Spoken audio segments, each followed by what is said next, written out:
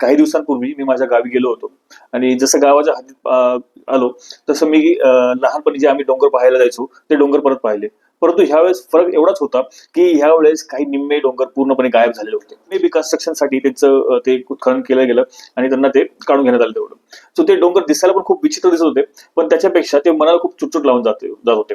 कारण की मनात हा विचार येतो की हे असे डोंगर जर तुटत राहिले प्रत्येक वेळेस तर काही वर्षांनी इथे डोंगरच राहणार नाही. आणि आपण जे हे पोखरून काढतोय डोंगर, तर त्याच्यामुळे आपण निसर्गाचा किती डॅमेज करतोय, किती हानी करतोय हे आपल्याला समजत नाहीये. आपण शहरामध्ये काँक्रीटचे जंगल उभारण्यासाठी हे सगळं काम करतोय, पण याच्यामुळे काय होतंय तर निसर्गाचा समतोल हा पूर्णपणे बिघडला जातोय. तिथे काही वन्य प्राणी राहत असतील किंवा छोटे मोठे कीटक असतील, वेगवेगळ्या प्रकारचे जीव तिथे राहत असतात त्या डोंगरावर आणि ते पूर्णपणे नष्ट होतात कारण की आपण त्यांचं घर काढून घेतो.